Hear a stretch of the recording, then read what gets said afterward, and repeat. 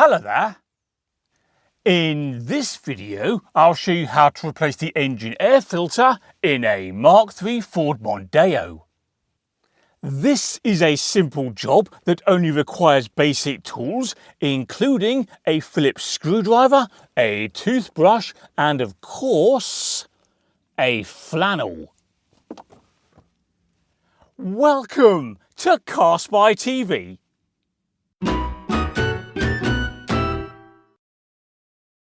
Okay, my Ford Mondeo has the 1.8 litre petrol engine and the filter is here inside this housing.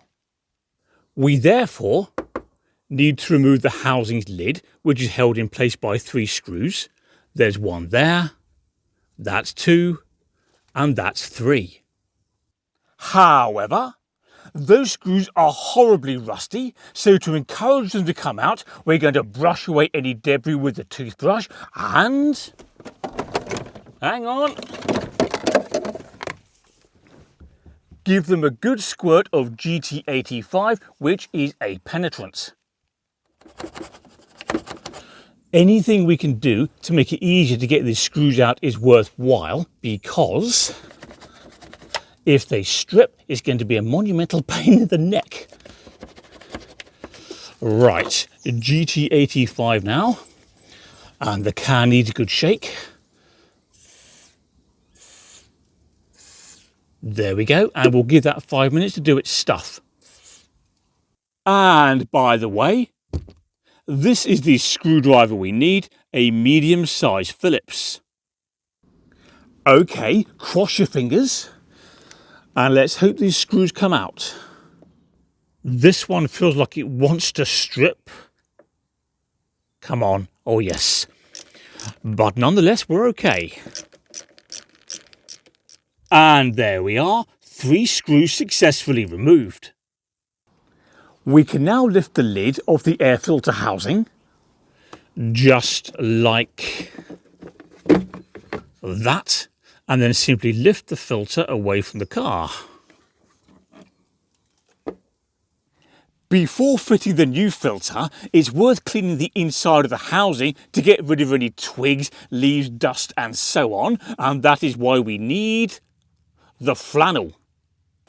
Yeah, look, we've got a bit of leaf down here, which will hook out. There's another piece here. By the way, this flannel belongs to my long-suffering partner, Mrs. CarSpyTV, and later on she's going to ask me where it is.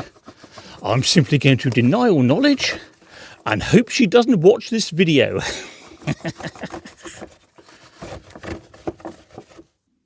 New Ford Mondeo engine filters are readily available and inexpensive. For example, there's a Bosch filter for £6.49, a... what's that say? Need my glasses. Crossland filter for £9.99 and a Man filter for £11.99.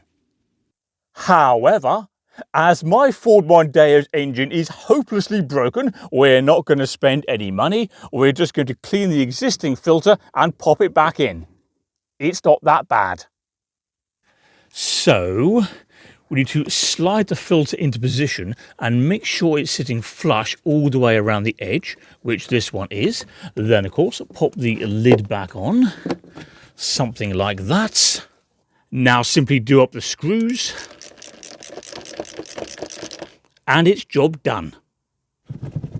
And that's it. But before you go, don't forget to subscribe to CarSpyTV. That makes it easier to find my other content. Can you also please do me a favour and click like on this video, and I'll see you next time.